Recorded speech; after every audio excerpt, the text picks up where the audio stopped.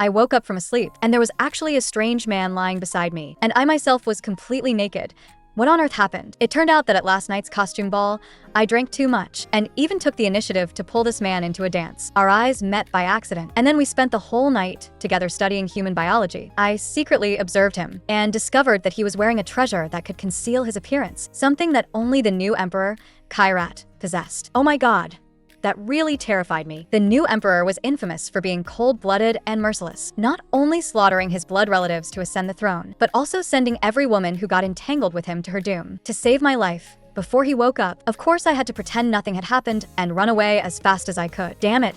Why does my body feel so sore and weak? What I didn't know was that 2 seeds had already quietly begun sprouting inside my belly. After returning home, I immediately took off the black wig, changed clothes, and went to work. I am a royal knight, responsible for protecting His Highness's safety. At this moment, I stood calmly in front of the emperor as if nothing had happened, but my heart was pounding as if it would leap out the next second. My mind kept uncontrollably recalling what happened last night. Suddenly, the emperor asked me whether last night's celebration had been interesting. I forced myself to stay calm and answered that I had not attended, so I did not know. The emperor put down his cup, and a meaningful smile curled at the corner of his lips. So, what do you think about a man and woman spending a one-night stand after locking eyes? I was so frightened on the spot that my soul nearly left my body. I'm done for. The emperor must be asking about last night, but what am I supposed to do? After thinking for a moment, I could only force myself to answer calmly. True love should come from the heart before marriage.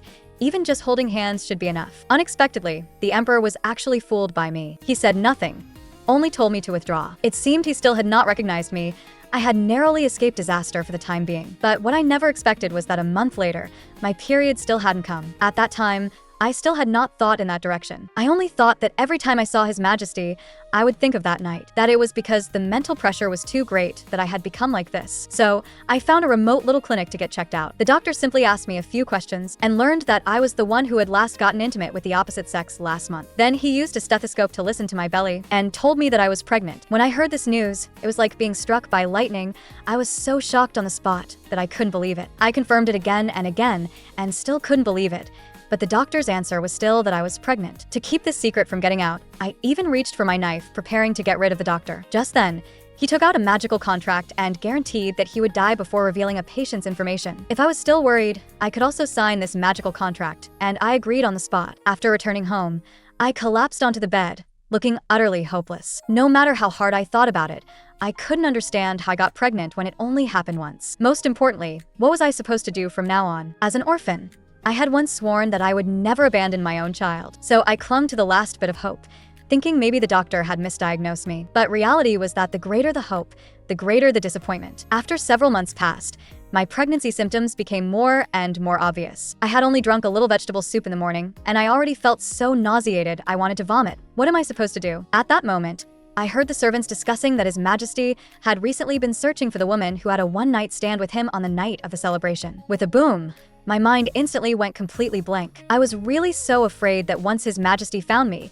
he would execute me on the spot. Recently, my pregnancy reactions have become more and more obvious. As long as I smell food, I want to vomit, and my whole body has grown haggard. After noticing, the captain on duty with me offered to help me find an imperial physician. I made up an excuse and brushed the matter off. When it was time for the emperor to dine, that table full of delicious-looking delicacies was, to me, the greatest crisis. I kept telling myself desperately that I absolutely could not vomit while His Majesty was eating. This was the emperor's little dessert after the meal, a bouncy and soft citrus pudding. I wanted nothing more than to snatch it over immediately and eat it bite after bite. But for some reason, my vision suddenly went black, and I collapsed right beside the emperor. When I opened my eyes again, what came into view was his gloomy and terrifying face. Your Majesty, this really scared me badly, and I had no idea what to do. At the same time, the Shadow Knights responsible for protecting the emperor appeared instantly, and seeing this, the captain immediately pleaded for me as well. I struggled to explain, but the moment I opened my mouth and called out, "Your Majesty," my stomach rumbled before I could say anything else. At that instant, everyone present was stunned. This was too embarrassing.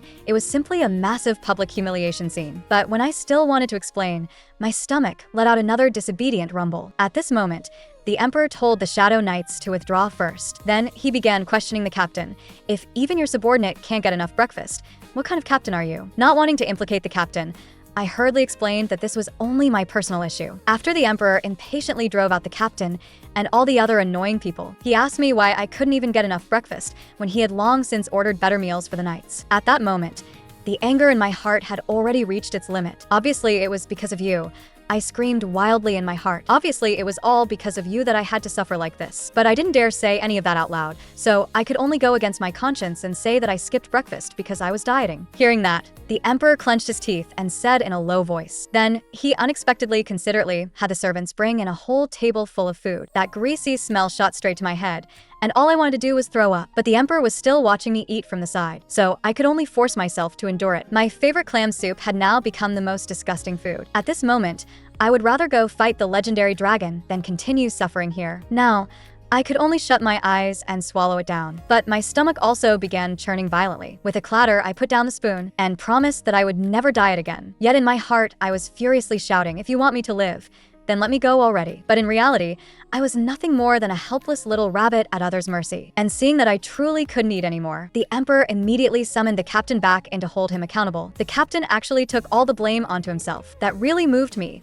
for quite a while. But in the next second, this useless teammate also spilled that I had felt unwell this morning. Summon the imperial physician. The moment I heard those words, my head buzzed. This time it was really over. I'm afraid my pregnancy could no longer be hidden. Even worse, why was the one who came that doctor from the little clinic? I was so shocked that I couldn't say a single word. He was the one who had diagnosed my pregnancy in the first place. After examining me, he was about to announce the result. At this moment, my heart was pounding nervously. I could only squeeze my eyes shut and wait for the death sentence to fall. This time, I was truly finished. But who would have thought that he would say I had eaten something spoiled, that my stomach was upset, and that I should eat more lightly these days? After saying that, he even playfully winked at me. I quickly nodded along. But why was he helping me hide the pregnancy while I was still dazed? Another table of light dishes was brought up, and this time I surprisingly did not feel nauseated at all. This was the special menu the imperial physician had instructed, and it was so delicious I was nearly in tears. It had already been a long time since I had eaten a proper meal like this, and I enjoyed the food in big mouthfuls.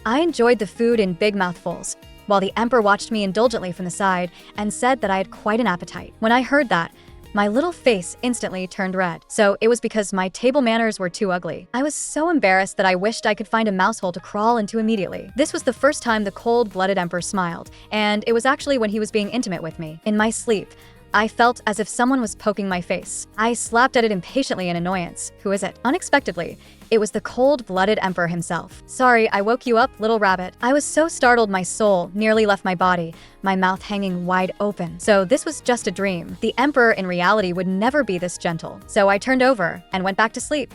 But that long hand kept poking and poking. So annoying, stop messing around. Who knew that the emperor would actually bring his face close to mine? I covered my burning face.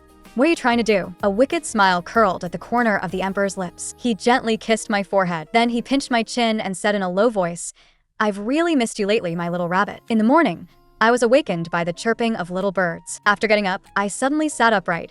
How could I have had such a terrifying dream last night? Forget it. No more thinking about it. After tidying up, I still had to go to work, but on the way, I happened to run into the captain again. The jealous emperor saw the two of us coming together and asked darkly, "Since you weren't on duty together today, how did you come in at the same time?" The captain answered that we had only happened to run into each other on the road. The emperor was obviously very displeased and directly told him to withdraw, and I obediently stayed behind to stand guard. At this time, a maid came to report that the daughter of Baron Fabian had requested an audience. The emperor expressionlessly said to let her wait. This surprised me greatly, so the emperor was actually this cold to other women. After waiting for a long time, the baron's daughter finally saw the emperor. She rushed forward happily and shyly said that she was the woman from the celebration night whom the emperor had been searching for, the one who had been intimate with him. The emperor didn't even look at her, only coldly tossed out the words "deal with her," then turned and left. What he hated most was people who deceived him. I nervously followed behind him and carefully asked, "Your Majesty, if a woman carrying your child were to appear,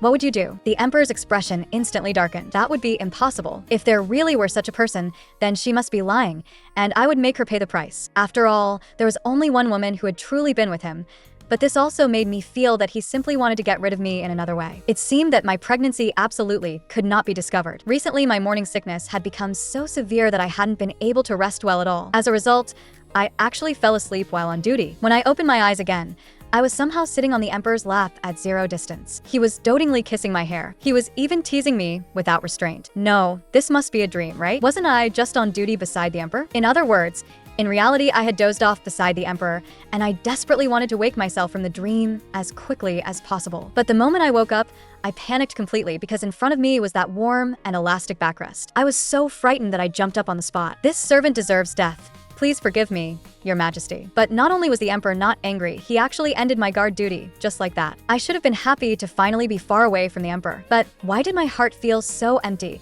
As if I had lost something important. As if I had lost something important. Could it be that the baby in my belly was also reluctant to leave him? Because of the morning sickness, I was no longer able to eat with other people. To celebrate finally getting rid of the emperor, I took out the citrus dessert I had been saving for a long time. At this moment, as long as I could eat one bite of citrus, I felt so happy. Just as I was squinting my eyes and enjoying the food, suddenly, a big hand slapped over from behind. The tangerine I had just peeled instantly scattered all over the ground. My heart ached so badly that tears immediately welled up in my eyes. His Highness the Captain asked me whether I was feeling unwell somewhere, but I absolutely could not tell him because I was crying over the tangerine that had gotten dirt on it and could no longer be eaten. Pregnancy was really making me more and more unable to control my emotions. The captain gently wiped away the tears at the corners of my eyes. He also tenderly told me that if I cried anymore, my eyes would hurt. The captain could actually make such a gentle gesture. I was completely stunned. Under his repeated questioning, I finally said it.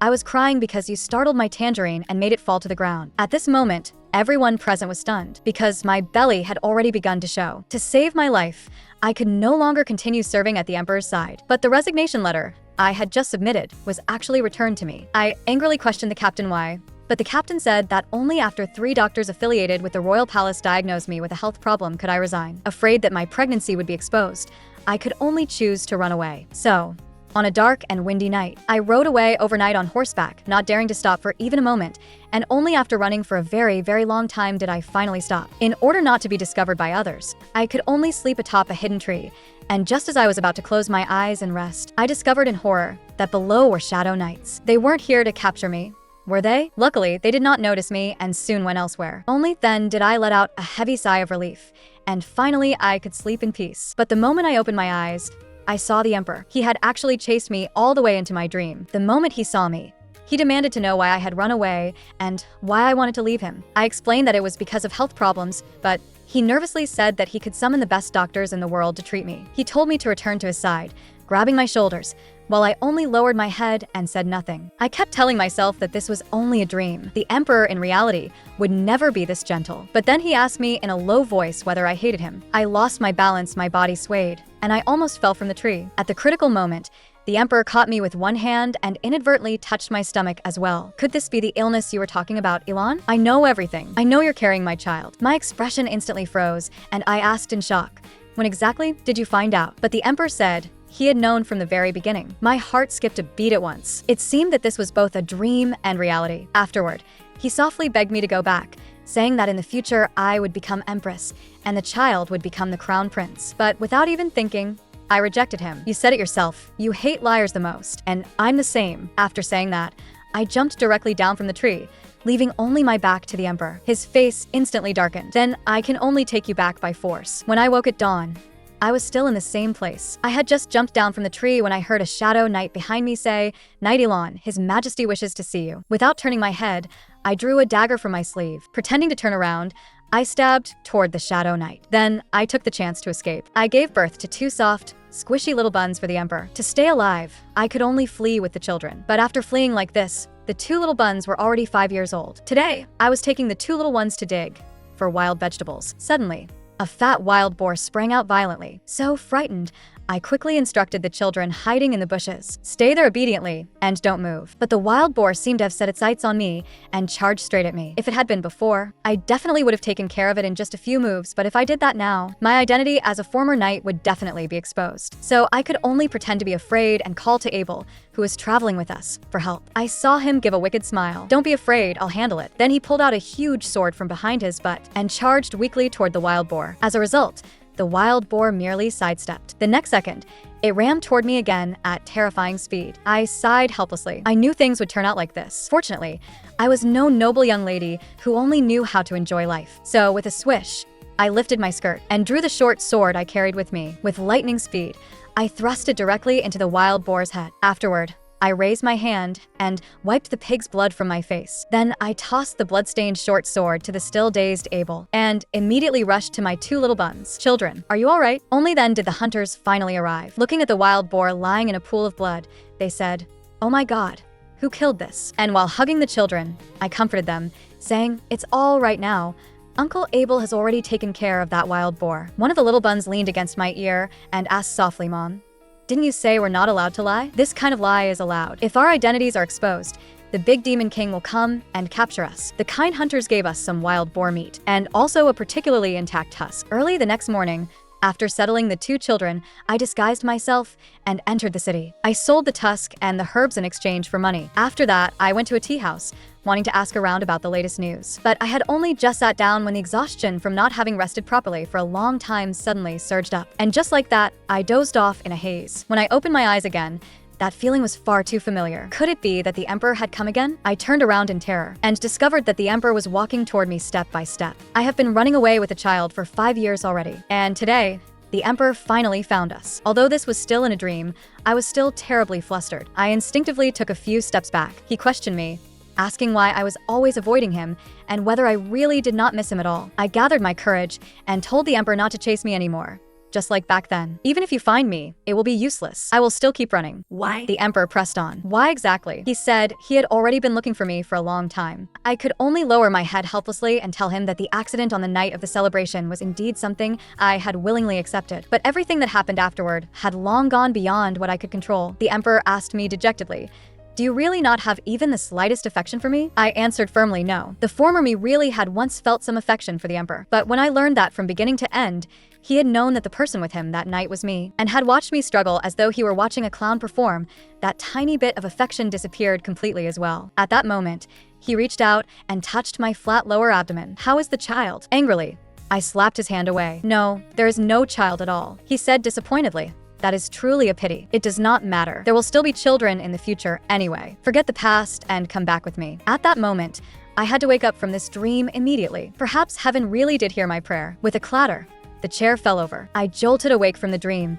my chest heaving, gasping for breath. I have to go back immediately. For the sake of my two little buns' safety, I had to shake off the people following me and then go find the children. The two little buns at home by themselves were very well behaved and did not even turn on the lights after dark. But the house was pitch black, and without an adult by their side, they were still very afraid. So they lit a candle. The two little buns curled up under the same blanket, desperately trying not to be afraid. Suddenly, there came a knock knock knock at the door. The two little buns were very wary and did not open the door. It turned out that Abel had come to say goodbye, and after learning that I was not home, he hurriedly left again. The little buns pricked up their ears and lay by the door listening for a long time, and only after confirming that there was no sound outside did they carefully open the door. Outside was completely dark, frightening just to look at. Just as the little buns were about to close the door, a huge pitch black claw blocked the door that was about to shut. The one who had come was the Emperor's most loyal Shadow Knight. The moment the two little buns saw him, they trembled in fright. Shadow stood in front of the two of them and asked whether they knew the man from just now. This Shadow looked just like the villain from a fairy tale book. The brother and sister fearfully said that they knew nothing. The commander outside urged Shadow to take the two children back first. Shadow had no choice but to tuck one under each arm and take them away. The commander suddenly felt that these two children looked somewhat familiar.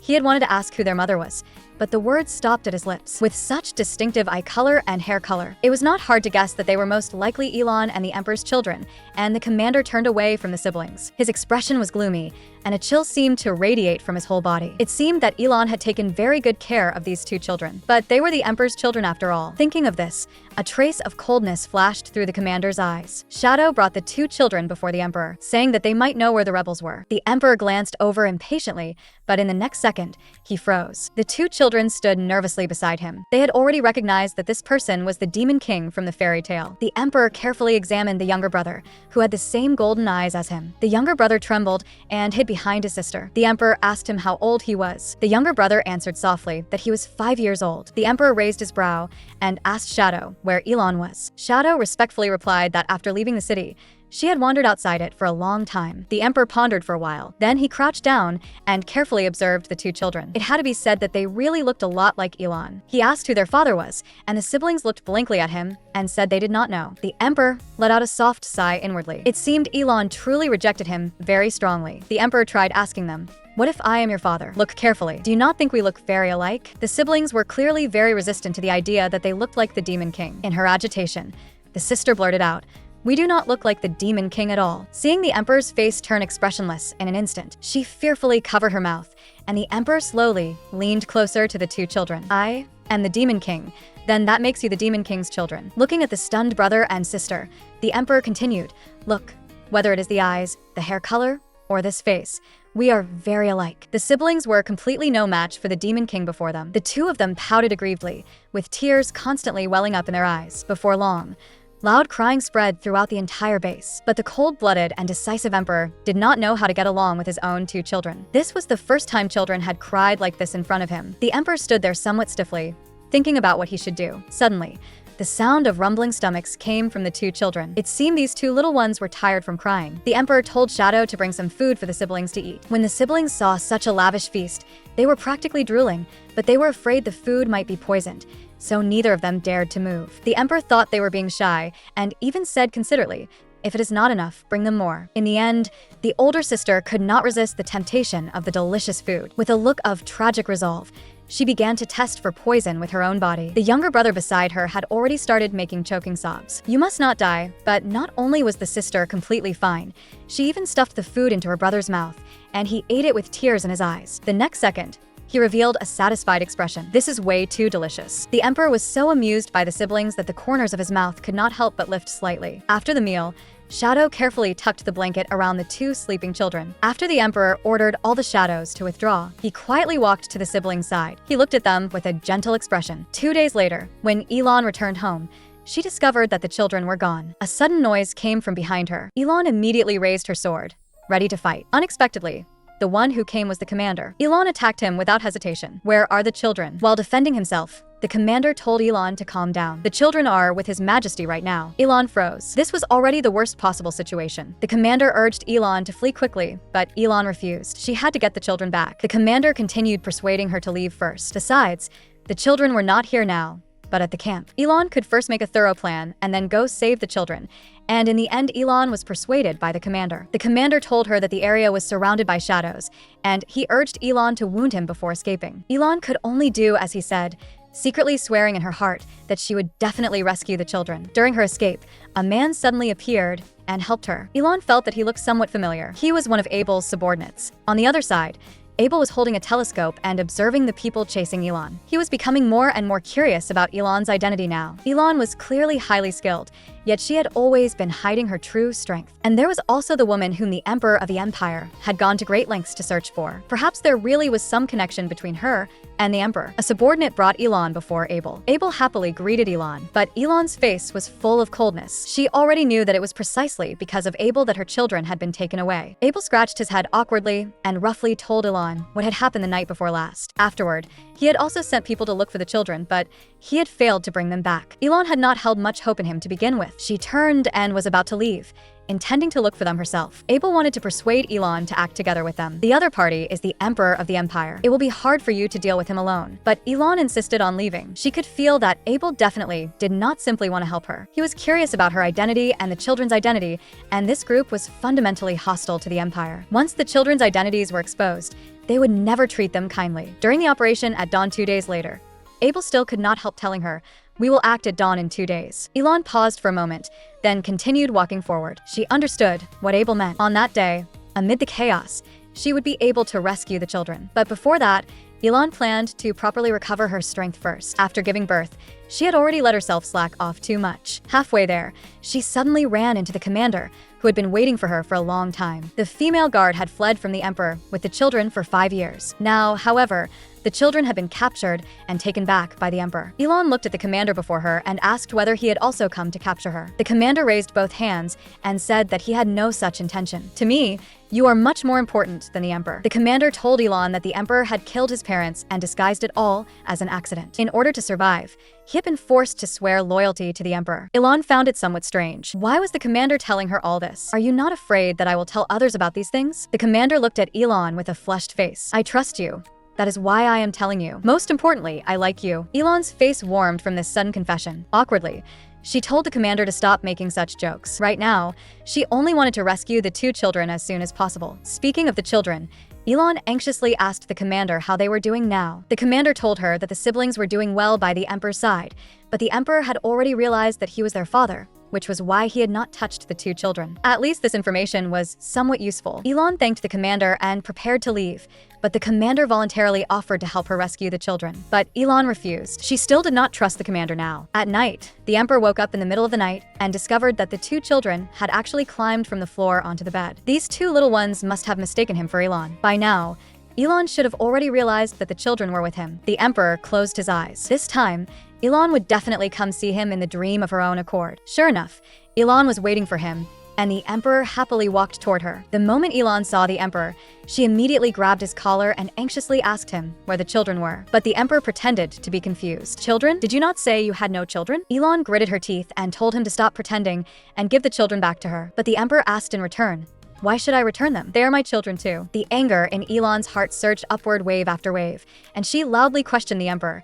"You do not even love them. You just want to capture me and use them as bait. Is that not so?" The emperor was stunned when he heard these words. The next second, he woke up from the dream. Looking at the sleeping faces of the little ones, he began to think about what love really was. Could it be that love for children and the love he felt for Elon were not the same? He tried hard to recall how his mother had loved him when he was little, but he could not remember at all. The older sister was awakened by the commotion. When she discovered that she and her younger brother had actually fallen asleep beside the Demon King, she was so frightened that she could not stop screaming. The emperor got a headache from the noise, got up, and told Shadow to change the siblings' clothes. Trembling, the older sister hugged her younger brother and began imagining whether the Demon King was going to eat the 2 of them. Unexpectedly, the Demon King changed them into beautiful clothes. Then he brought over a table full of delicious food. The sister and brother whispered to each other, wondering if the Demon King planned to fatten them up first before eating them. The younger brother analyzed it seriously.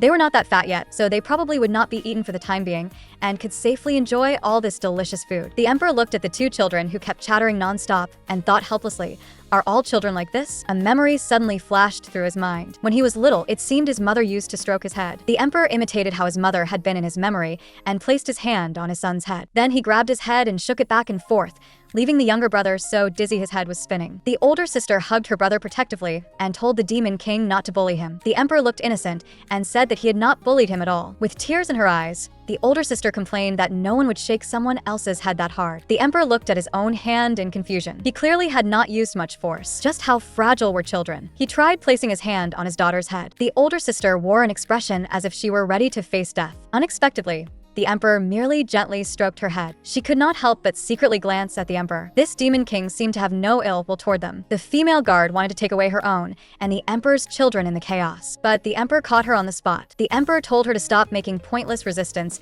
and come back to my side. Elon. Elon suddenly felt that she would never understand what the emperor truly wanted to do. Was this love? Obviously not. The emperor had clearly known everything from the very beginning, yet he still pretended to know nothing and manipulated everything behind the scenes. He had arranged the imperial physician, and he had also arranged the food in the cafeteria. Even that chance encounter on the night of the celebration was probably something he had orchestrated himself. Now that he saw she was no longer under his control, he abducted her children. Could this be called love? If he really understood love, he would not do something like this. Elon wanted to use her own life to threaten the emperor and make him release the children. But with a face as cold as frost, the emperor told Elon that if she died, they would lose their value too. Did she think he would not lay a hand on them? Elon threw down her sword. With tears in her eyes, she looked at the emperor in despair. "You are truly cruel." But as the emperor looked at Elon like this, his chest ached with wave after wave of pain. He could not stop. He had clearly gotten what he wanted. So why did his heart still hurt so much? The emperor, when he was young, had once been an innocent and carefree child too. But ever since his beloved mother died, his father, the emperor, had begun to treat him with indifference. The empress had even threatened the emperor. She threw him into the cold northern training camp. That place was practically hell. The most terrifying thing about that place was the day after day brainwashing. Every day, he could hear the wails of those who refused to be brainwashed. That was enough to drive anyone insane. He could only rely on the warm memories his mother had once given him to endure that kind of hell. But the day after day abuse and beatings finally made him understand. If he wanted to survive, he had to abandon those warm memories and feelings. The emperor, who once could not even bear to step on an ant, was eventually trained into a cold-blooded and obedient killer. Only when his strength had completely surpassed those who guarded him did he finally find the chance to execute them with his own hands. Before absolutely overwhelming power, all the shadows raised their chose to follow him willingly. After that, he used force to reclaim everything that should have belonged to him. For this throne, even he himself could not remember exactly how much blood he had spilled. On the day of his coronation, everyone was cheering, but inside him, there was only an indescribable emptiness, and he did not know what kind of expression he was supposed to wear. Until one day, he saw that touch of pink. She was complaining angrily about her superior, but to the emperor, she seemed vividly radiant. She was like the spring flowers he had once seen with his mother, and from that day on, he could not help paying attention to her. It was the first time he had wanted to truly understand someone, and also the first time he had developed an obsession. His feelings for her grew deeper and deeper, gradually becoming an indestructible monster that swallowed him bit by bit. Could this kind of feeling be called love? Just as he was thinking about that question, on the night of the celebration, Elon grabbed his hand. At that moment, he suddenly did not want to miss his chance, and that was how everything that followed came to happen. After the emperor captured Elon, he took her back to the room. He told her to have a good rest. Elon wanted to take the opportunity to launch a sneak attack on the emperor, but she found that the emperor was merely standing there quietly with his back to her, as if thinking about something. From this angle, he was actually quite good looking. Elon shook her head sharply,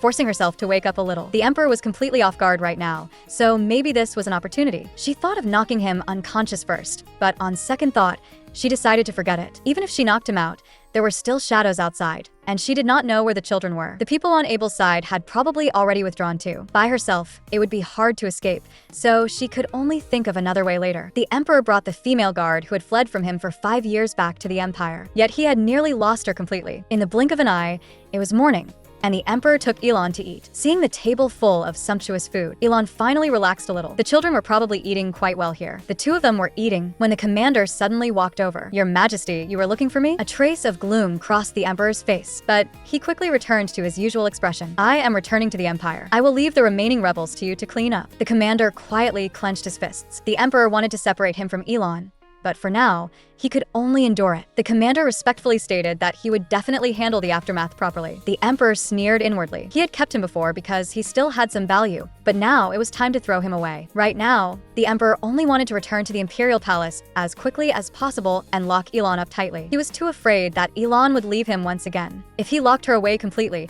perhaps he would no longer be so flustered. Elon looked at the commander being so respectful to the emperor, and knowing the commander's secret, she felt somewhat conflicted at that moment. Meanwhile, Abel, whose rebellion had failed, was hiding in the woods, secretly pondering the relationship between Elon and the emperor of the empire, and the children she had secretly raised. In an instant, Abel seemed to have the answer. He told his subordinate to investigate Elon carefully. Another subordinate came hurrying over, saying that there was a new letter. It was a message sent by the person who had been funding them. The emperor was returning to the empire. Abel smiled faintly. The opportunity had come. The next day, Elon and the emperor rode back to the city in the same carriage, and the emperor unusually took the initiative to ask whether she felt uncomfortable anywhere. Elon raised her hand and waved it twice in front of him, but the emperor did not even glance at it. "Other than your hand, is there anywhere else that feels uncomfortable?" Elon deliberately argued with him. "As long as I don't see you, I feel fine." The emperor continued asking.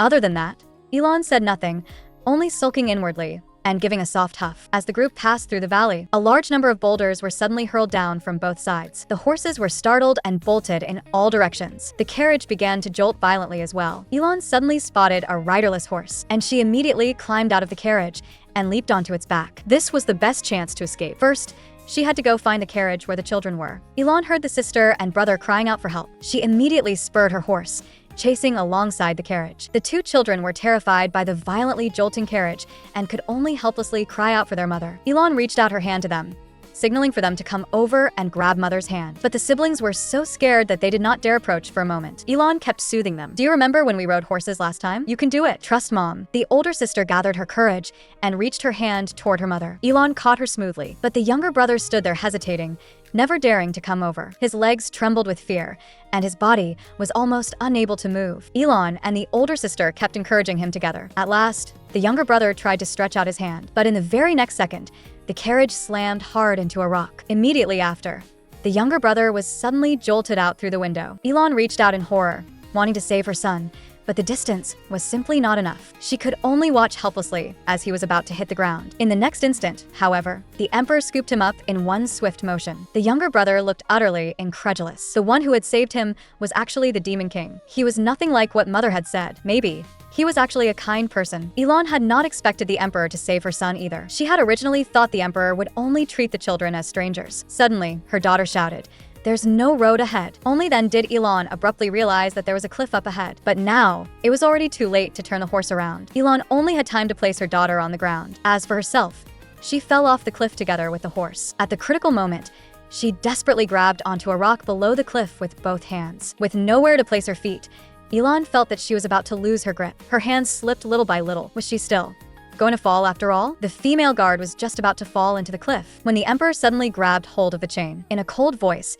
the emperor demanded to know whether Elon was planning to escape using this method. Elon only felt that the emperor was being utterly unreasonable. "If you're going to pull me up, then hurry." Just as the emperor was about to yank her up, a sharp pain suddenly struck his back. An arrow had hit him hard. Blood flowed down his arm and dripped onto Elon's face. Panicked, she shouted, "Your Majesty." The emperor instead comforted her, saying that he was fine and telling her not to worry. Gritting his teeth, he desperately tried to pull Elon up, but more arrows kept shooting over one after another. Elon stared at everything before her in terror. If this continued, Kale might really die. The emperor's body swayed with it, yet he still clutched the chain tightly and refused to let go. Elon told him to let go. If this continued, he would truly lose his life. But how could the emperor possibly let go? He simply could not imagine what kind of life he would live after losing Elon. The emperor gritted his teeth and persisted in pulling Elon upward, while Elon begged him to let go quickly. The emperor wanted to make Elon want to keep living, so he asked whether she had thought about the children. If she died, what would happen to them? Did she really not care at all how he would treat them? But in a firm tone,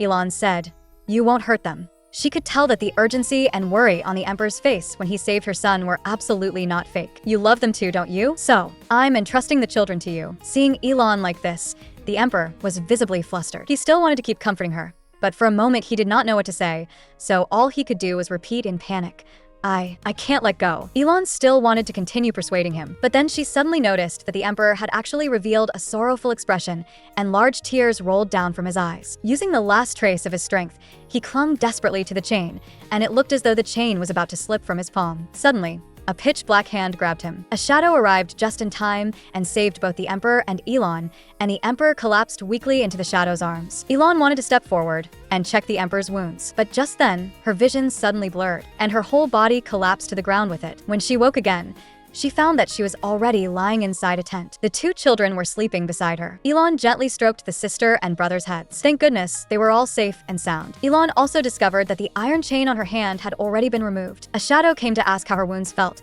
and Elon said that she was fine. "Is His Majesty all right?" After a moment of silence, the shadow told her that His Majesty's wound was deep, but fortunately his life was not in danger. Only then did Elon finally let out a sigh of relief. The shadow asked her whether she wanted to go see the emperor. Elon asked in return, "Aren't you afraid I'll take the opportunity to do something?" The shadow was indeed somewhat worried, but only after confirming that you are safe can His Majesty be at ease. This is something all the Shadow Knights know. His Majesty needs you. Elon froze on the spot. Elon froze on the spot. She remembered how the emperor had looked when he cried, and in the end, she decided to go see him. Elon arrived at the emperor's tent and was told that the emperor had just taken his medicine and had already fallen asleep. This was the first time she had ever seen the emperor in such a bedraggled state. As if sensing that Elon had come, the emperor tried hard to open his eyes. His blurry gaze looked toward the person before him. He hesitantly raised that slightly trembling hand. "Elon, is that you?" Elon reached out and held his hand in return. Though wounded and sick, the emperor revealed an incomparably happy and content expression at that moment. "This time, you came to my side first. I'm very happy." The female guard was rarely gentle with the emperor, but the sick emperor thought he was merely dreaming. Elon gently stroked his head, and that motion made the medicine-drowsy emperor grow sleepier and sleepier as he murmured softly, "What a nice dream." After the emperor fell asleep, Elon went back to continue coaxing the two children to sleep. As she stroked the sister and brother's heads, Elon could not help but think of that vulnerable emperor from earlier. He, who had always been cold-blooded and powerful, looked so fragile when he was ill, almost exactly like these two children. Meanwhile, the commander who had remained at the camp had not obediently gone to capture the remaining rebels. He had even funded those people with money, and at this moment, he had also received a reply from the rebels. When he saw the news that the emperor had been injured, he was very satisfied. But when he saw that the emperor had been injured while trying to save a woman who had fallen off a cliff, the corners of the commander's mouth instantly tightened into a cold, straight line. He clenched the letter tightly in his hand. Those foolish rebels, if they were even slightly careless, Elon could lose her life. He could not let Elon and the Emperor remain entangled any longer. He had to find a way to separate them. Otherwise, if Elon stayed by the Emperor's side, sooner or later, she would be in danger. Meanwhile, a subordinate brought Abel Elon's wanted notice from 5 years ago. Precisely Elon's wanted notice from 5 years ago. Abel could more or less guess what had happened to Elon. Even more interestingly, the person funding them had specially sent a letter telling them not to harm Elon. Abel guessed that this person was very likely one of the Emperor's confidants. Wanting him not to hurt Elon was not going to be so easy. For the sake of revenge, he would stop at nothing, even if innocents were dragged into it. Since the Emperor would risk his life for an ordinary woman, then of course he was going to make good use of that. At the same time, Elon on the other side was also secretly worrying about the Emperor. Although the doctor said that His Majesty the Emperor would recover soon, he was still lying there even now. What if he really could not get up? The two little voices in Elon's head were practically at each other's throats. One told her not to worry about the Emperor anymore. After all, he was someone who had once threatened her with the children. The other told her that she should still go see the Emperor, since he had saved both the children and her back then. Elon was so torn that her head was about to explode. In the end, she still came to see the Emperor. The Emperor had been sleeping 1 second before. The next second, as if he already knew she had come, he immediately reached out to her happily. "You came today too." Seeing the Emperor like this, Elon's heart softened in the end, and she reached out and held his hand back. The Emperor's brows and eyes were filled with a smile, his face full of satisfaction. "You've actually stayed by my side the whole time. I would be willing to have a dream like this for the rest of my life." Yet Elon wished that all of this really were just a dream. The Emperor had clearly been so cold toward the children. But when he saved the child, the worry and urgency on his face had clearly not been fake. He had even shed tears in front of her. Which side of him was the real Emperor? He clearly could be as gentle as he was now, so why had he done so many cruel things before? Elon set aside these worries for the moment and gently stroked the Emperor's hair. He seemed to like this action very much. His whole body relaxed, and he became much lazier and more at ease. "When I was sick, my mother used to stroke my hair like this too." Elon froze slightly. She had never heard the Emperor mention his mother before. Perhaps because he was sick, the Emperor, unusually awkward yet frank, told her many interesting stories from his childhood. "I loved reading when I was little." Elon truly found it hard to imagine that such a hot-tempered emperor would quietly read books. Seeing her reaction, the Emperor was amused and laughed. "It's true. As long as I had a new book, I wouldn't feel bored all day." The Emperor seemed to suddenly remember something, and his expression returned once more to cold indifference. "But all of that is already in the past. For me, swords suit me better than books. Weak and incompetent people only have everything taken from them." The Emperor's words made Elon fall into deep thought, and it was only after returning to her own tent that she gradually came back to herself. Looking at the two adorable children, Elon felt that her worries had been diluted. The Emperor was still injured, and the situation was so chaotic. There was no telling when they might be ambushed again, and right now Elon only hoped that the children would remain safe and sound. In the middle of the night, a shadow suddenly came to inform her that the camp had been attacked. In order to keep the female guard by his side, the Emperor even used his own injuries to gain her concern. Because of the sudden attack, Elon arrived at the Emperor's side with the children under Shadow's escort. But she saw the injured Emperor sitting by the bed with a gloomy expression. Elon was a little puzzled. Had the Emperor's injury already healed? He was able to get up so quickly. The news of the rebel ambush filled the Emperor with hostility. These people were like insects. No matter how many were killed, they never seemed to run out. They all had to be dealt with. The younger brother stepped forward and spoke softly. Only then did the Emperor notice that Elon had brought the children as well,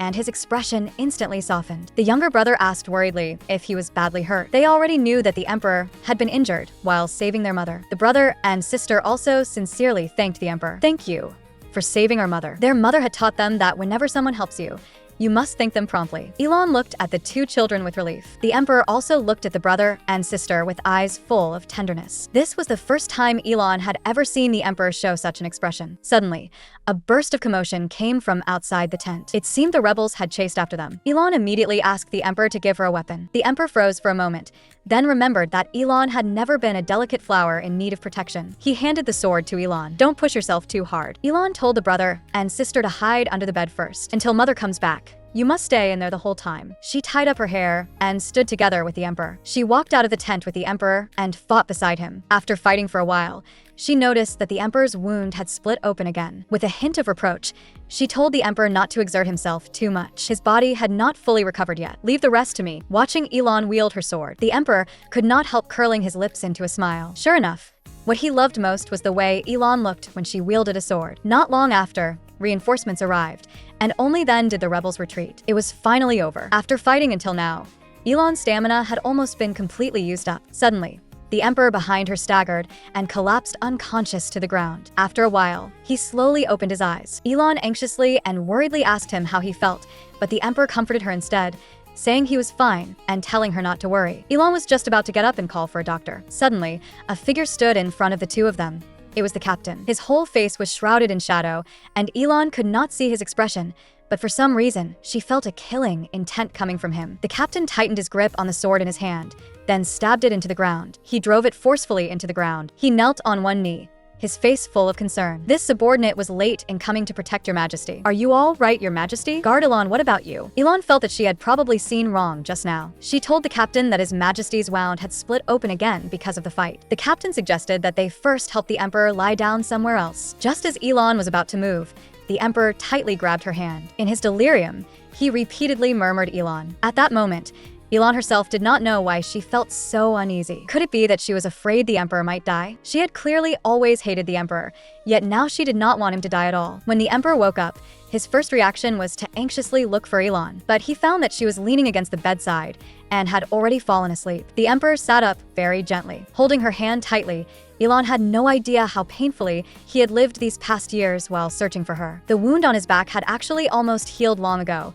but in order to make it look more serious, he had deliberately fought intensely and made it split open again. Even though the wound now felt like it was being burned by fire, he did not care in the slightest. As long as this wound could become the chain that bound Elon to him, he was willing to stake his life on it. So, don't leave me. The only response he got was Elon's sleeping face. When the female guard woke up, she was shocked to find that the emperor was sleeping right beside her, and he was even tightly holding her hand. What exactly was going on? Suddenly, a guard announced from outside the tent, "Your Majesty, the king has come to see you. Will you receive him?" They were still on another country's territory at the moment, and Elon felt it was necessary to wake the emperor and have him meet with him. After she shook him desperately for a while, the emperor could no longer keep pretending to sleep. As soon as he saw the emperor, the king immediately apologized for arriving late to rescue him, but the emperor looked full of displeasure. "You really have no sense of timing. I finally got to spend a little more time with Elon, and you interrupted it all." Seeing the king's utterly confused expression, the emperor helplessly raised a hand to his forehead. "Forget it, it's nothing. I'm returning to the empire." The king immediately offered eagerly to escort him back in person. The emperor refused outright,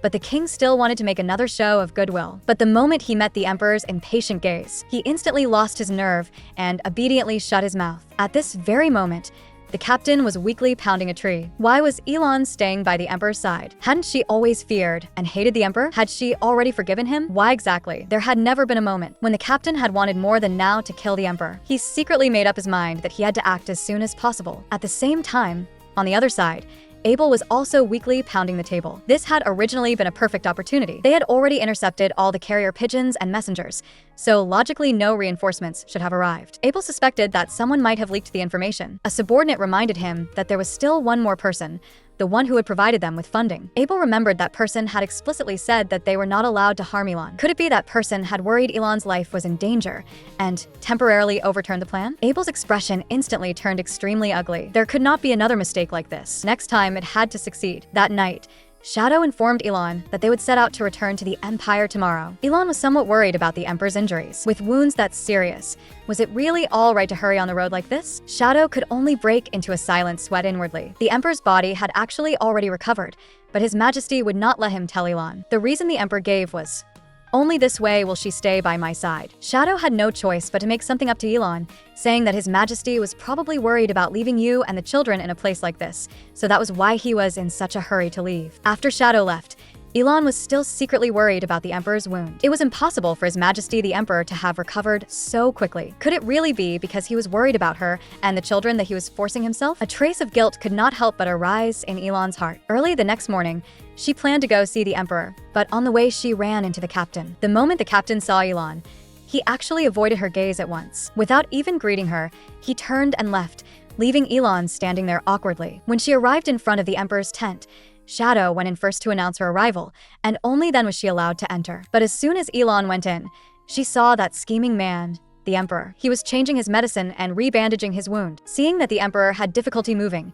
Elon indeed took the initiative to offer to apply the medicine for him. While she was applying the medicine, the emperor even flinched slightly a few times from the pain. Once again, he successfully drew Elon's concern. After bandaging him up, Elon asked if he really planned to return to the empire. With your current physical condition, can you really travel? But the emperor mistakenly thought Elon did not want to return to the empire and wanted to take the opportunity to stay here and escape. He had a smile on his face, but his words were full of sarcasm. I know what you're hoping for. Don't worry, I won't die on the way back. Elon looked completely baffled by what he said, but the emperor continued mocking her. Don't pretend that isn't what you mean. Haven't you always wanted to get away from me? I finally got to see you again. How could I possibly die? Elon only felt that her warm heart had just been doused head-on with a bucket of cold water. She had truly been worried about the emperor, yet he had so easily twisted her meaning. Elon clenched her fists, and a trace of sadness rose in her heart. You really haven't changed at all, she added in her heart. You're still that cold-blooded and heartless emperor. Although he did not understand why Elon would say such a thing, the emperor still replied expressionlessly, because that is who I am. This emperor,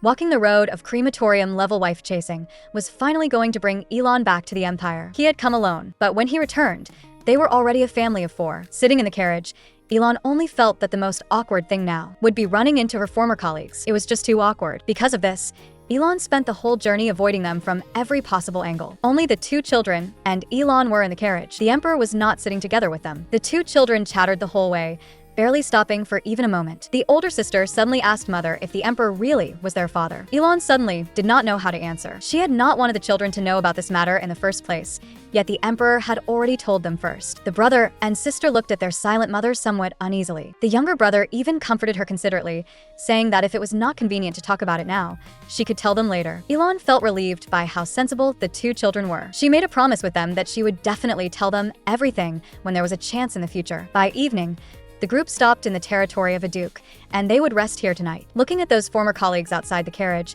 Elon dawdled and did not know what to do for a long time. Suddenly, Shadow brought over a cloak and had her put it on. Only then did Elon gather the courage to get out of the carriage. Could this have been arranged especially by the emperor? Elon suddenly realized that she truly could understand the emperor's thoughts less and less. After arriving in the room, the 2 little ones kept bouncing non-stop on the soft big bed. Elon was just telling them not to disturb others so late at night. Suddenly, there was a knock at the door. When she opened it, it was actually the captain standing outside. "Night, Elon, may I talk to you?" Elon agreed and asked the captain what he wanted to see her about so late at night. With a gentle expression, the captain asked Elon whether she still remembered what he had said before. Elon thought back for a moment. It should be that matter of him saying he wanted to be the children's father. Elon said that this matter had already been several years ago, and there was nothing to talk about. But the captain's attitude was very firm. "My feelings have never changed. I want to become the person who can accompany you through hardships and be someone you can rely on." By the end, the captain's mood suddenly sank, making Elon unable to say words of rejection for a moment. She could only ask with concern what was wrong with him. "I'm fine." There was a glimmer of tears in the captain's eyes. "It's just,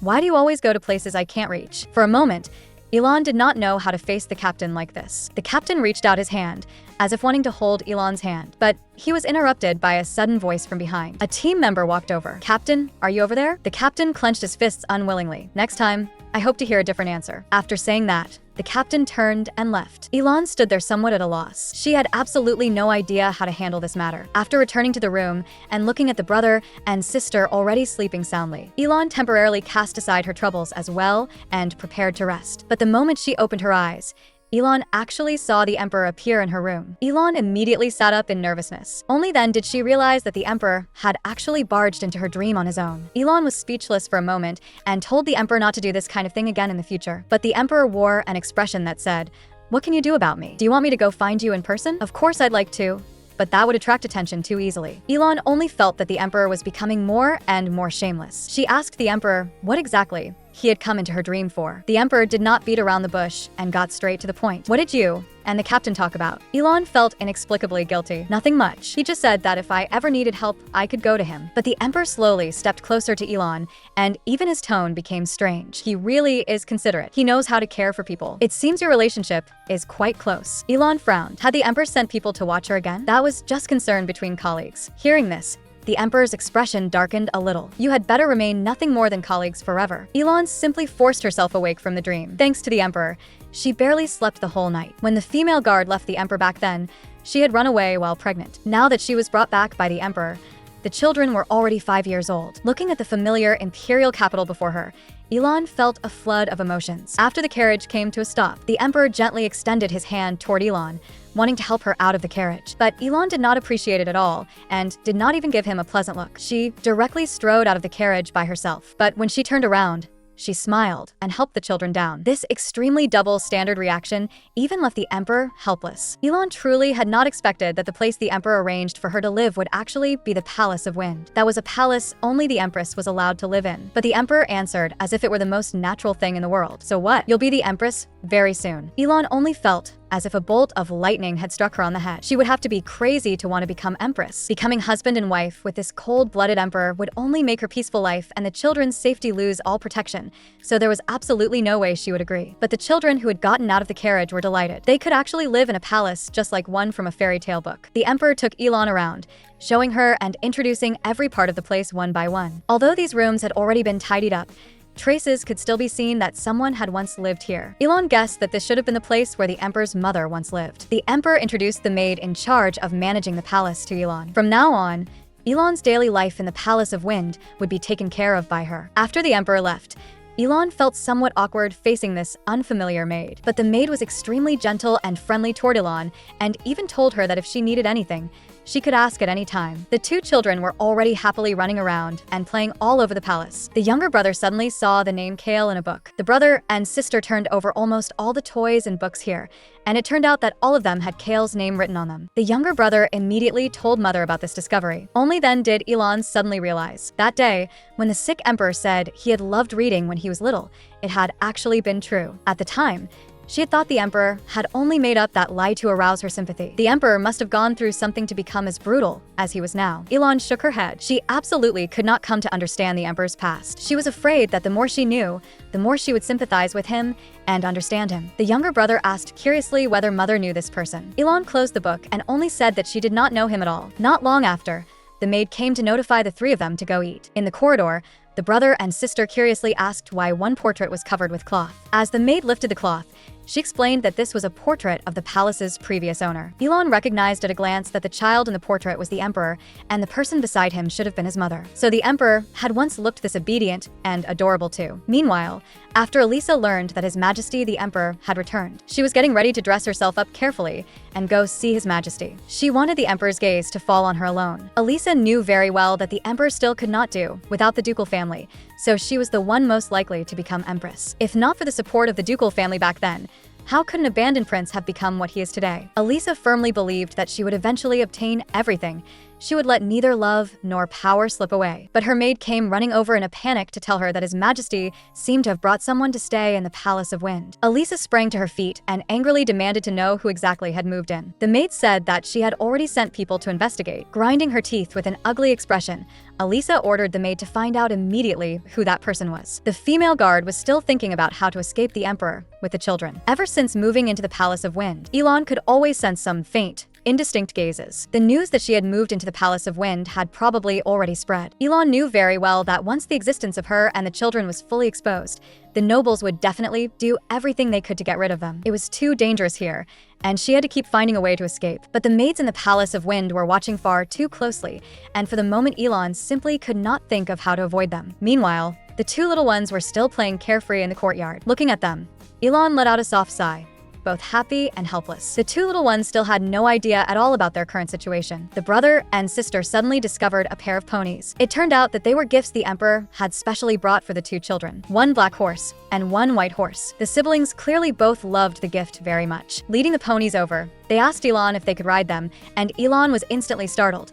These were astonishingly valuable Persian horses. The emperor explained that he had specially bought them as gifts for the children. The gift was simply too precious, and Elon had originally wanted to refuse. But the moment she saw the delighted expressions on the siblings' faces, she just could not bring herself to say no, and the two of them had even already started naming the horses. In the end, Elon could only accept them tearfully. The emperor could not help slightly raising the corners of his mouth. Elon stared blankly for a moment.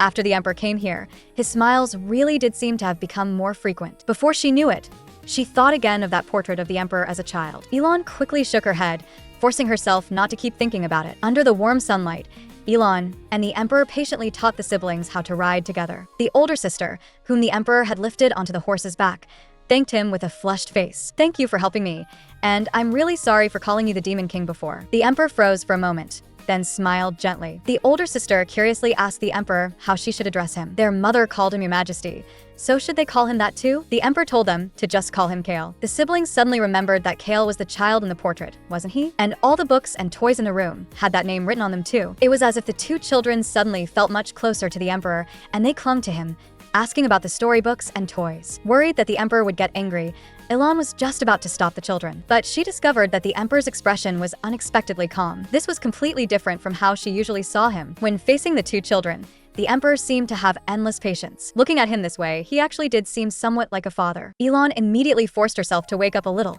She still had to keep finding a way to escape. The reason the emperor was treating the children so well must simply be to make her lower her guard. "My rabbit." Seeing Ilan standing there in a daze, the emperor turned and asked her, "Aren't you coming over?" Ilan and the children were all stunned. "What rabbit?" Smiling, the emperor explained that Ilan was very much like a rabbit he had kept when he was little. Just like Ilan, it was lively, always did unexpected things, and especially loved causing trouble. But the moment it was in front of his mother, it would become exceptionally well behaved, and the way it looked then was especially funny. Especially when Ilan was asleep, she really looked a lot like that adorable rabbit. So in other words, Ilan looked at him speechlessly. "Is it because I'm like that rabbit that you like me?" The emperor said that it was not entirely so. He could only say that when he first noticed her, that really had been part of the reason. "At that time, you were complaining about your superior, and I don't know why, but I was just attracted to you like that." Ilan was instantly shocked.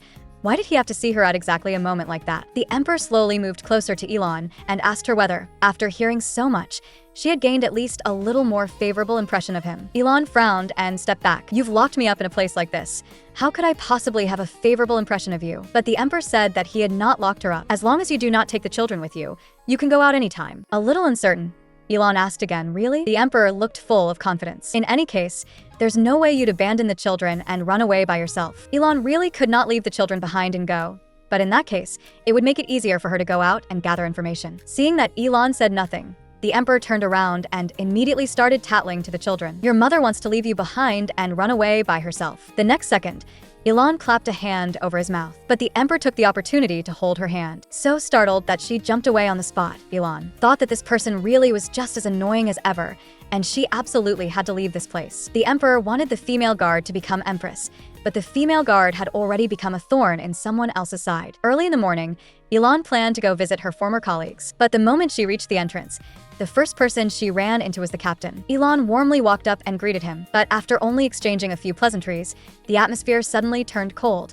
and no one knew what else to say. Somewhat awkwardly, Ilan said goodbye to the captain, but the captain called out to stop her, reminding Ilan that no matter what she did, she had better think it through carefully first and not rush into any decisions. Although His Majesty looks fine now, no one can guarantee that he will always remain so. You had better not lower your guard around him. Meanwhile, Elisa's maid had already found out about the situation in the Palace of Wind. A pink-haired woman was living there, along with two children. Pink hair made Elisa think of that person almost instantly. It was that female guard from back then. Elisa furiously slammed her fist down on the table. A mere female guard actually dared covet her position as empress. Elisa also developed strong dissatisfaction toward the emperor in her heart. For all these years, her family had been assisting the emperor, and she had thought the position of empress was surely hers.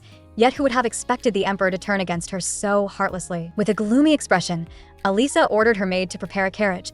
She was going to the palace at once. Once at the imperial palace, the furious Elisa ran into her elder brother on the way, and the captain advised her to go back. Elisa had already been in an awful mood to begin with, and her anger instantly exploded completely. "Why should I listen to you, brother? You only come to interfere now. Even if you are my brother, don't think you can block my path." The captain continued trying to persuade her. "His Majesty has no feelings for you at all. He only wants to use you to deal with the women who approach him." For a brief moment, Elisa was stunned. But so what? The seat of Empress was hers for certain. Elisa strode away. "No matter what, I'm going to see His Majesty today." The captain could only watch her leave helplessly. When she arrived outside the emperor's office, Shadow stopped her. By His Majesty's order, no outsiders were allowed to enter. Elisa looked full of displeasure. Before this, she had never been stopped, yet now His Majesty was actually treating her as an outsider. How could His Majesty treat her like this? Annoyed, Elisa told Shadow to go in and inform His Majesty at once, saying that Elisa of Duke Kretzen's family had come. After a while, Shadow, who had gone in to report, came back out. His Majesty says that if it won't take too long, he can see you. Only then did Elisa smile again. That was more like it. How could His Majesty really cast her aside? Even her footsteps carried a trace of briskness. After entering the room, Elisa politely bowed to the Emperor. The Emperor asked her what it was she wanted. You were gone so long before returning, and this young lady could hardly bear her longing, so I came to see you. But the Emperor coldly cut her off. You and I do not have any special relationship. I hope you will not come to see me in this way again. Hearing those words, Elisa was completely stunned. It was as if the Emperor found even humoring her tiresome, and he rose to leave. Before leaving, he only threw out one sentence. Understand your own position. Emotionally losing control a little, Elisa pressed him, asking what he meant by that. Was he not planning to marry her as Empress? The Emperor's expression immediately darkened, and his gaze turned icy and piercing. Don't flatter yourself. I never once thought of marrying you as Empress. After saying that, he left directly. Only Elisa, utterly unable to accept reality, remained standing there with tears all over her face. She had once sworn loyalty to the Emperor and had even loved him deeply. Now he wanted to cast her off just like this, and she would never let the matter rest. When Elisa reached the corridor, she suddenly saw a pink-haired woman. Without even thinking, she stepped forward and yanked off the other woman's hat. Sure enough, it was Elon. Somewhat awkwardly, Elon greeted Elisa, but Elisa went straight to the point. The person living in the Palace of Wind is you, isn't it? Pretending not to understand, Elon said she did not know what Elisa was talking about. But Elisa's expression turned vicious, and through gritted teeth she warned Elon. Since you stole what belongs to me, you should be prepared to pay the price, shouldn't you? The female guard had moved into the future Empress's palace, but because of that, she had also become an imagined enemy in someone else's eyes. Elon looked at the fierce-faced Elisa in front of her, who was threatening her. Thinking that Elisa would very likely make a move against her children, Elon's expression darkened in an instant as well. She forcefully grabbed Elisa by the wrist. Miss Elisa, let me warn you too, if you dare touch even a single hair of someone important to me, I will absolutely not let you go. That gaze full of killing intent made Elisa shudder involuntarily. With a smack, she immediately flung off Elon's hand. You're nothing but a lowly commoner. But Elon smiled sharply. That's right, I'm just a commoner. I'm used to fighting and clawing my way through life, and I don't care much for dignified methods, so you'd better be careful. Elisa clenched her teeth and looked at Elon unwillingly. Even if she said that, Elisa would absolutely not back down. At the same time, Abel had already found out that Elon was living in the Palace of Wind with the children. It seemed that she really was very important to the Emperor. Since Elon was the Emperor's weakness,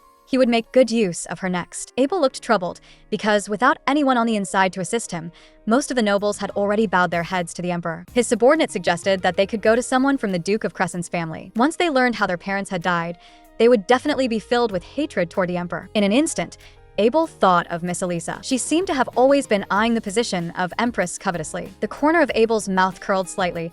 Perhaps they could make use of that. After Elisa left, Elon wandered the corridor with a mind in chaos. No matter what, she could not just sit there and wait for her doom. Thinking about it that way, the Emperor had seemed quite close to Elisa before. Could it be that while the Emperor liked Elisa, he also liked her? If he were not sincere, there would also have been no reason for the Emperor to keep Elisa by his side before. Could it be that he planned to use her and then cast her aside? The more Elon thought about it, the angrier she became. Burning with anger, she pushed open the door and went to find the Emperor. The Emperor gently asked her if something had happened, but Elon strode in aggressively. Don't pretend you don't know. The Emperor looked puzzled. Elon told him that she had run into Miss Elisa. The moment he heard that name, the Emperor frowned slightly and told Elon not to mind whatever Elisa had said. In any case, the Crescent family would soon have no more value to exploit. Elon was startled. Could the Emperor be planning to destroy the Crescent family? After all, when he had still been a prince, he had only ascended the throne with the ducal family's help. But the Emperor gave a mocking smile. Help? If that counts as help, then I suppose so. The Emperor explained to Elon that back then he had only been an abandoned prince,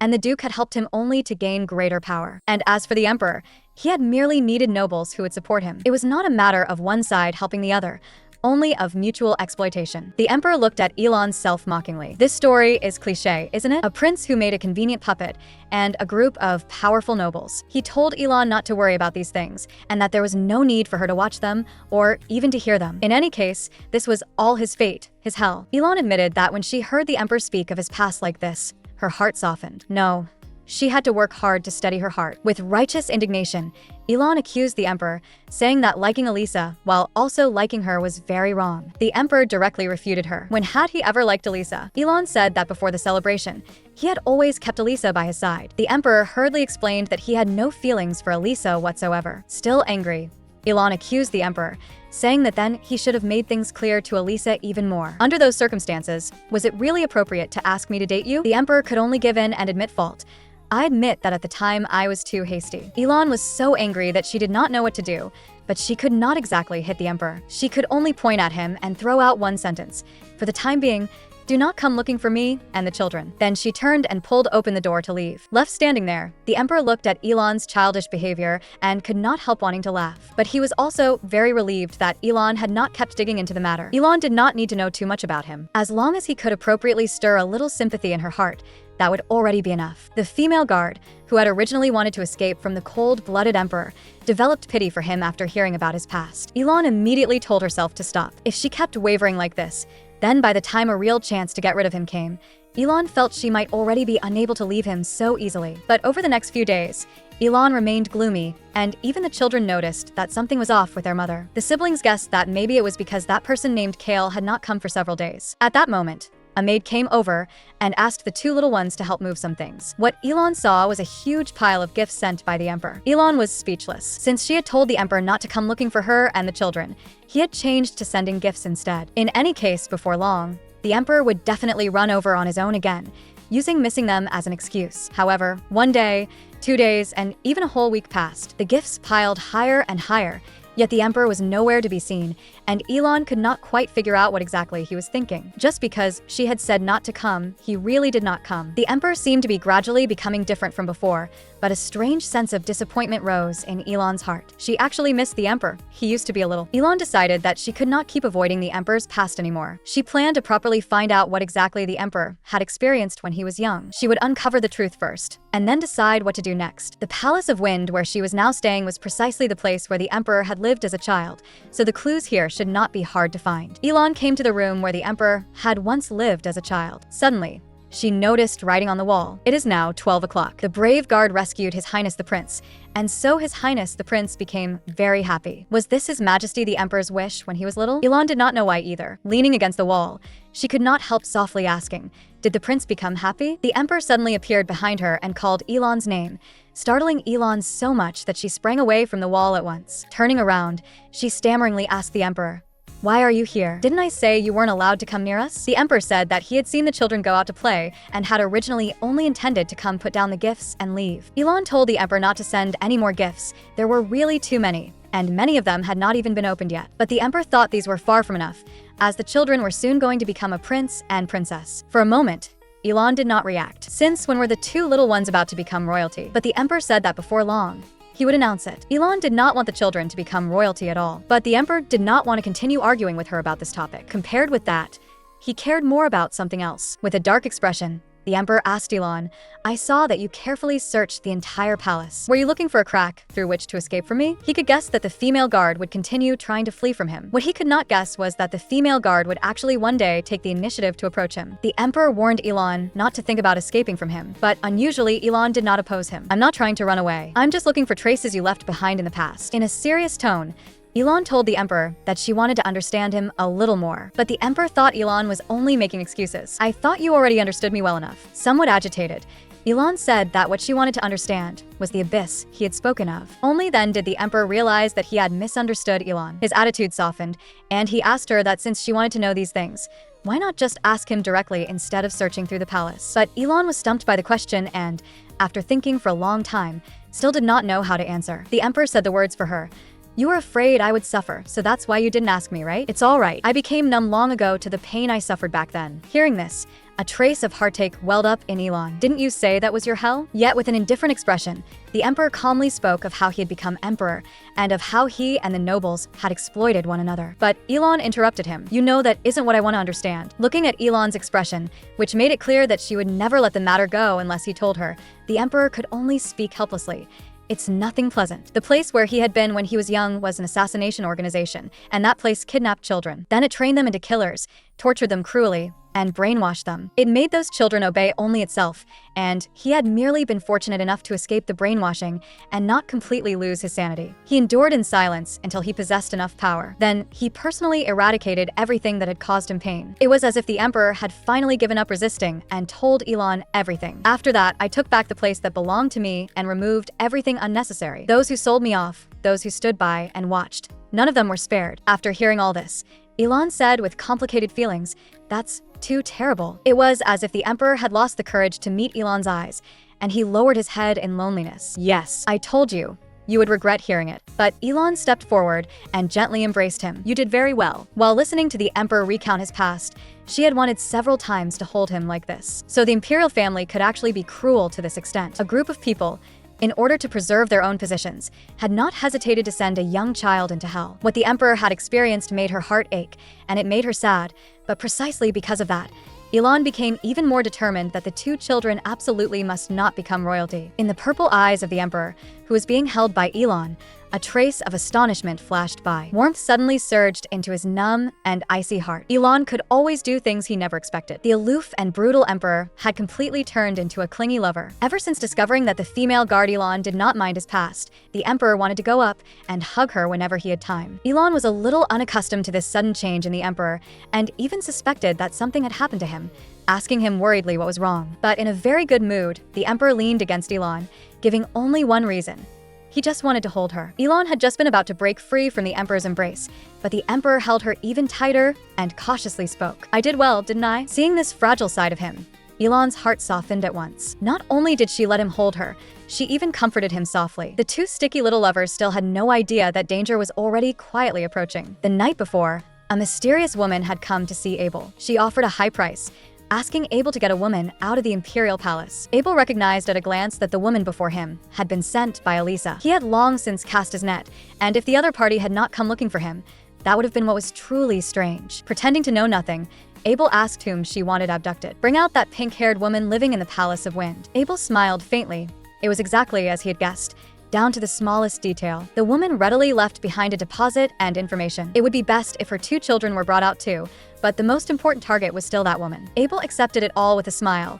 Everything was going according to his calculations. After finishing the errand, the maid returned and reported everything to Elisa. Only then did Elisa feel relieved. "Once this matter is done, get rid of them too." The maid trembled all over in fear when she heard those words. "If we do this, will nothing really go wrong?" She had seen with her own eyes just how cruel the emperor was. "If anything happens to you, Elisa gently wiped away her tears. She comforted the maid, telling her not to worry, that they definitely would not be discovered. "All you need to do is watch me take the position of empress." The position of empress? Yet the maid felt a faint sense of unease in her heart. When the commander arrived at the imperial palace the next day, he felt that something was not quite right. He could tell that the rebels' actual actions were completely different from what they had told him. Why were these rebels bypassing him and acting on their own? The commander suddenly realized that these people were very likely planning to make a move against Elon, who was staying in the Palace of Wind. After all, the fact that someone was living in the Palace of Wind had long ceased to be a secret. Thinking of this, the commander immediately hurried toward the Palace of Wind. He wanted to warn Elon to be careful, but when the commander arrived at the Palace of Wind, what he saw was two people holding each other tightly. He stared at the two of them with an ugly expression. That shameless emperor was clinging to Elon again, and for some reason, Elon's attitude toward the emperor now also seemed to have changed. The commander spoke in a low voice, trying to draw Elon's attention. Elon indeed noticed, as if someone were calling her. She instantly broke free from the emperor's embrace and took the chance to tell him not to bring gifts anymore in the future. The emperor stood there a little confused. "Whether I give them or not is my freedom." Elon retorted sulkily that whether she accepted them or not was also her freedom. "And right now you are still in a state of being forbidden to approach." Now the emperor could only compromise helplessly, saying that he would come again tomorrow. Such an obedient emperor instead left Elon somewhat unable to react. She truly found his thoughts more and more impossible to read. After the emperor left, the commander stepped out of the shadows toward Elon. The maid standing in front suddenly appeared in an instant and blocked Elon. "His Majesty has ordered that no one else may enter this palace." Elon walked forward with an indifferent expression. "Then I'll just go out." This move directly left the maid at a loss.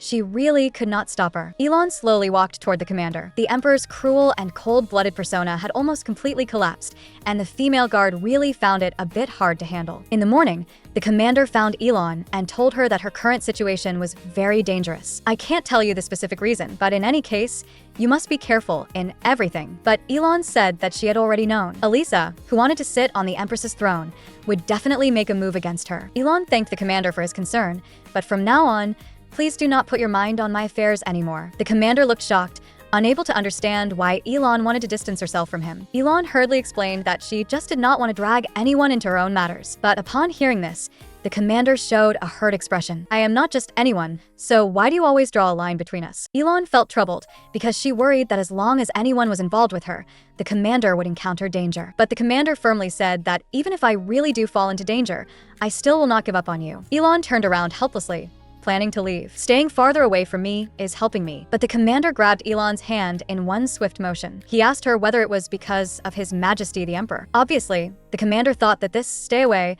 meant she was afraid the Emperor would be jealous, rather than worrying that he would be drawn into danger. Elon was instantly angered, shook off the commander's hand, and warned him not to come again in the future. The fuming Elon returned to her room. She felt that both the Emperor and the commander seemed like completely different people, and everything had become very wrong. Elon forced herself to cast aside all her troubles and take a good nap, but when she opened her eyes, she saw the Emperor lying beside her again. Elon abruptly sat up. I clearly said that you are not allowed to enter my dreams without permission anymore. But as if he had not heard her, the Emperor opened his arms and, full of tenderness, told Elon to come over. Elon was driven nearly insane by the way the Emperor was acting. The Emperor's persona had not seemed too obviously broken the past 2 days, but this time, in the dream, it had completely fallen apart. Elon's face turned red and hot, and she wanted to turn her head away. But the Emperor gently yet forcefully cupped her face and made her look at him. I am already like this. Are you still not moved? The two of them were too close, and the flush on Elon's face became even more obvious. She nervously looked away. Why are you doing this? But with eyes full of love, the Emperor placed a kiss on her hand. Even though the Emperor's persona had collapsed, Elon truly could not withstand such a gaze filled with love. Her heart pounded like thunder, and she stammered, there's just be a little nicer to me usually. The Emperor slowly moved closer to Elon. I will treat you well. Just as that kiss was about to fall, Elon suddenly fell off the bed. The dream ended. Elon found it strange. Why did the Emperor in the dream seem a little different from usual? In the next second, she suddenly realized that perhaps this really was just a dream caused by her own thoughts during the day. Hearing the commotion, the maid immediately entered the room and asked Elon with concern what was wrong. Before Elon had time to say much, the maid keenly noticed the wound on Elon's wrist, and Elon told her not to mind it. I just fell off the bed and scraped it by accident, it will heal soon. But the maid insisted on calling the imperial physician. Elon could only let her do as she pleased helplessly. Not long after, that familiar imperial physician appeared in front of Elon again and even gave her a playful wink. Elon felt as if she had been struck by lightning. Why was it him again? The female guard only wanted to live an ordinary life, but the Emperor was secretly plotting to make her empress. Since Elon was an orphan, the Emperor planned to have Count Hust adopt Elon as his foster daughter. That way, no one would make an issue of Elon's background. Although what Elon truly wanted was an ordinary and peaceful life. The one who would sit on the Empress's throne could only be Elon. Suddenly, Shadow came to report to the Emperor that guard Elon was injured, and the maid had already summoned the imperial physician. The Emperor immediately set aside what he was doing and rushed to the Palace of Wind. Inside the Palace of Wind, Elon had already had her wound bandaged by the imperial physician. When she heard the maid's report, she froze completely. His Majesty is outside the door right now. He said that he would only come in if Miss Elon nodded. Elon was a little surprised, since when had the Emperor become so polite? She could only go out to see the Emperor. Why are you waiting outside the door instead of coming straight in like usual? But the Emperor said pitifully, you forbade me from approaching you without permission. I heard you were hurt, and I was so worried that I hurried over. If my appearance makes you uncomfortable, then I will go back now. These pitiful words inexplicably surprised Elon and even made her feel as though she had done something wrong. She hurriedly comforted the Emperor. It's not uncomfortable. Thank you for your concern. The Emperor curiously asked how Elon had been injured. At the mention of this, Elon became angry, and inwardly, she could not help grumbling. Wasn't it all because of you? Seeing the Emperor's confused expression only made Elon angrier. He had clearly entered her dream, and now he was pretending not to know anything. Elon was just about to openly condemn him when the Emperor suddenly paused. Only then did she realize that she actually could not be sure whether the Emperor had really entered her dream. What if it really had just been a dream caused by her own thoughts? Seeing Elon's reaction, the Emperor's lips curled into a mischievous smile. It seems something related to me happened. Elon immediately denied it, saying that nothing had happened. Then the Emperor guessed. Did you see me in your dream? Elon looked at him with a face full of accusation. So, it really was you. But the Emperor said innocently, I have been seriously abiding by our agreement the whole time, so I have also been restraining myself and not entering your dreams. Elon instantly became embarrassed. She had clearly given herself away. The Emperor slowly approached Elon. So, you really did see me in your dream. Elon still wanted to struggle a little more, but the Emperor had already leaned close to her ear. Was it like this? Just as that kiss was about to fall again, Elon instantly pushed the Emperor away. She turned around and strode back, trying hard to hide the blush on her face caused by embarrassment. But the Emperor continued saying things behind her that made her blush. I am right here in person, whatever you want. I can satisfy you. Elon, whose face had turned completely red, turned her head and glared at the emperor in embarrassed annoyance. He was truly unbearable. The next day, at the entrance to the Palace of Wind, the guards were checking the ingredients delivered today. The driver was someone the guards knew, but the stranger beside him wearing a cloak still aroused their vigilance. Under the cloak, Abel calmly greeted the guards. I am his grandnephew. My name is Eric. The guards let down their guard, and after confirming that there was nothing wrong with the ingredients, they let them in. Abel finally infiltrated the Palace of Wind. In order to get in here, he had his subordinates kidnap the driver's grandson, using this to threaten the driver into cooperating with his infiltration of the Palace of Wind. Only then was he able to succeed,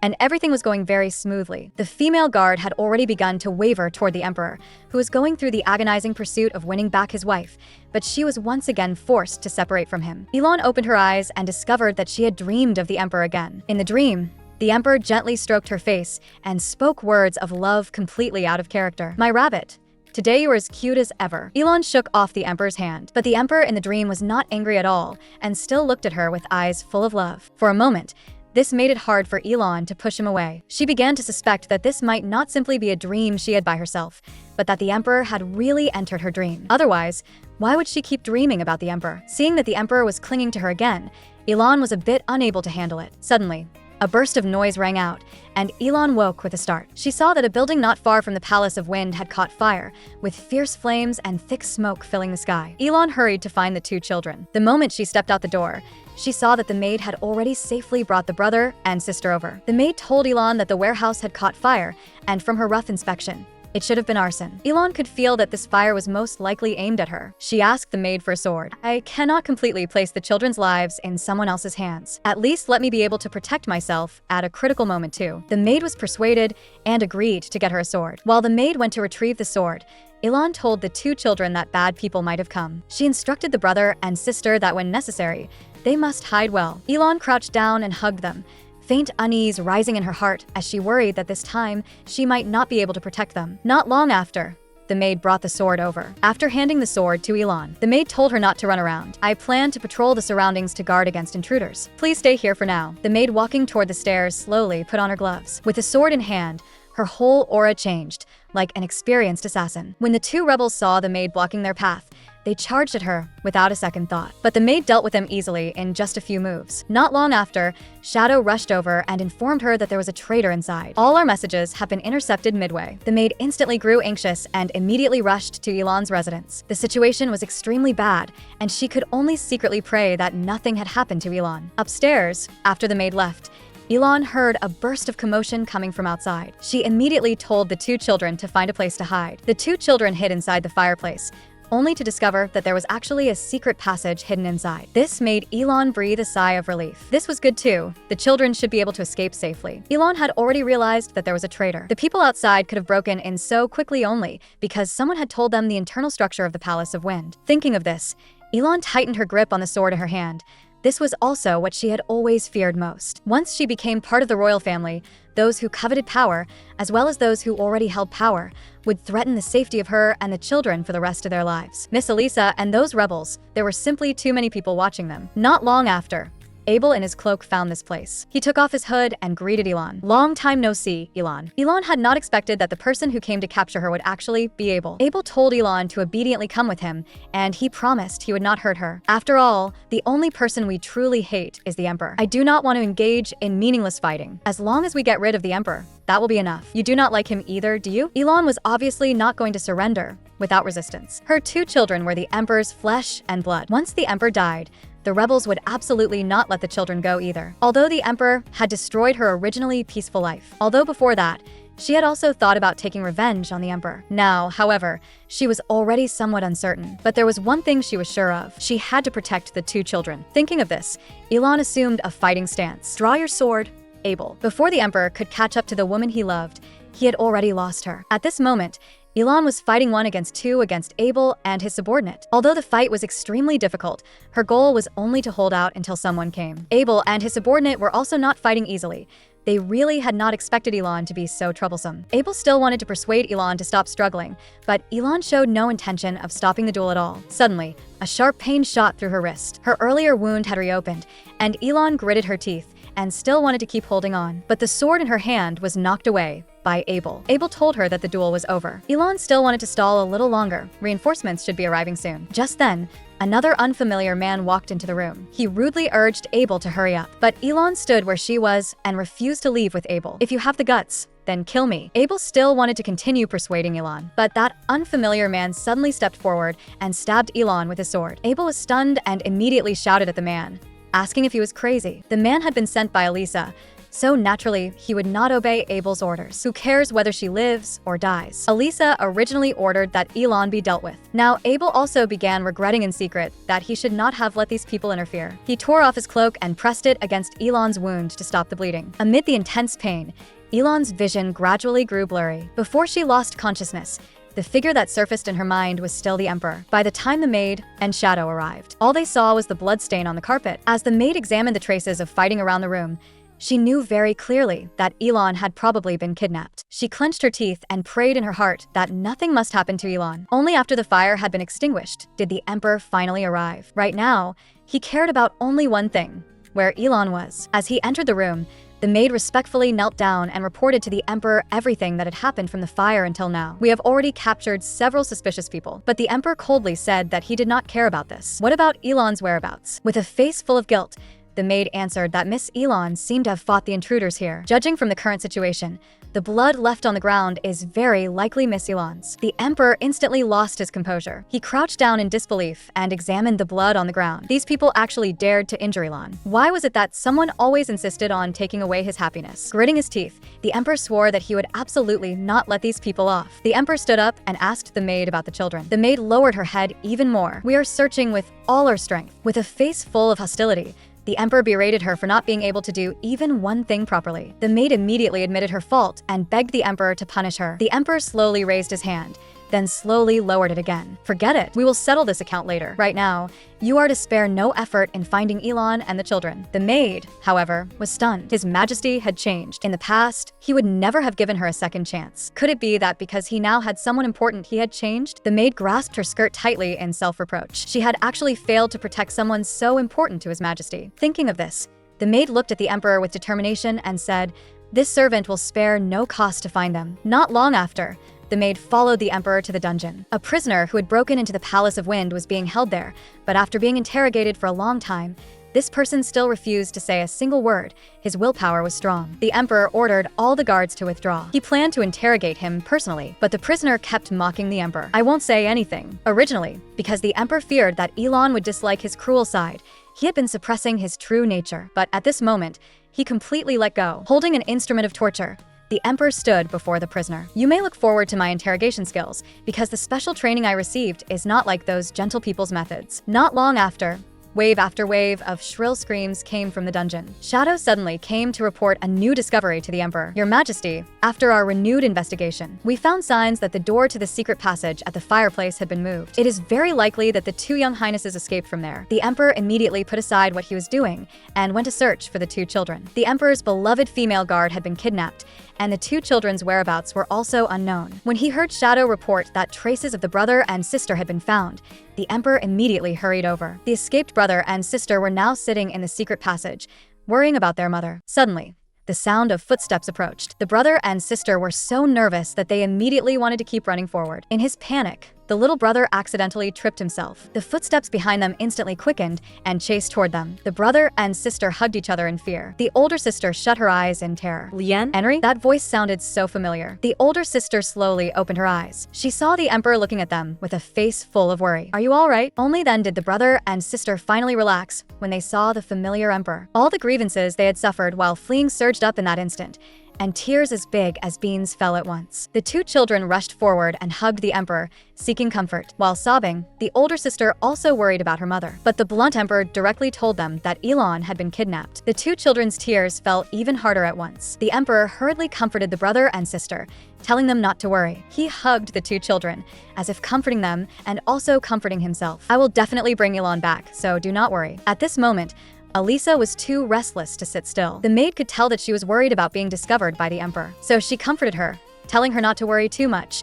We had hardly used anyone from the Duke's household. Coming back to herself, Elisa nodded. Yes, that's right. This plan will definitely succeed. I have already taken such a huge risk, but by the end, her tone began to grow uncertain again. It has to succeed. Abel took Elon into a forest. The guards sent by Elisa demanded that they leave Elon behind. Of course, Abel refused. Keeping Elon alive was still of great use to him. The guard immediately snapped his fingers. The next second, a group of people appeared and surrounded Abel and his men. Abel could only fight together with his subordinate first. When the fighting stopped, however, his subordinate told him that Elon was gone. Elon, who had escaped amid the chaos, was enduring intense pain and trying to find the emperor. On the other side, the commander also sensed that the atmosphere in the palace seemed somewhat off. He had already heard that the Palace of Wind had caught fire, and that someone had been thrown into the dungeon at dawn. Could it be that Elon really had been kidnapped by those rebels? The commander forced himself to calm down and first analyze who exactly could have cooperated with those rebels to infiltrate the Palace of Wind. As a result, the greatest suspect was actually Elisa. He had just arrived at Elisa's door when he heard furious rage from inside.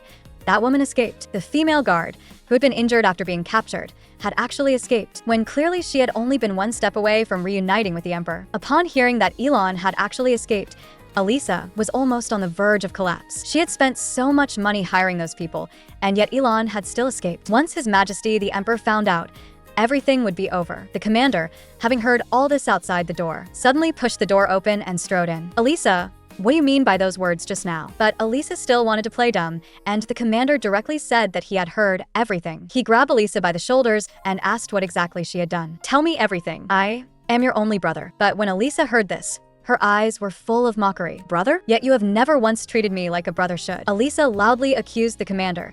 You never cared about me, and you never cared what I was doing either. When our parents died, the only one by my side was the maid, and now you come pretending to be my brother. Hearing these words, a trace of heartache and guilt flashed through the commander's eyes. With tears filling her eyes, Elisa finally still told the commander everything. I hired people from the alley to kidnap Elon, but that woman escaped. After saying everything, Elisa looked at this brother who only knew how to care about others with sarcasm. So, if you want to find her, then go find her yourself. But the commander sincerely apologized for his past behavior. I have always felt guilty toward you, and that is sincere. Perhaps if he had once cared for Elisa a little more, none of this would have happened. But saying these things now seemed already too late. Take care, Elisa. The commander turned and left, leaving only Elisa standing there with a stunned expression.